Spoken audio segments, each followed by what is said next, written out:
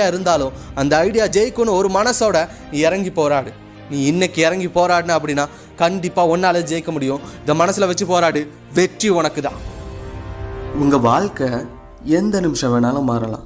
அந்த நிமிஷம் இந்த நிமிஷமாக கூட இருக்கலாம். உங்கள் வெற்றியின் பாதையில் நானும் ஒரு அங்கமாக இருக்கேன். மோட்டிவேஷன் தமிழை சப்ஸ்கிரைப் பண்ணுங்கள். நன்றி, வணக்கம்.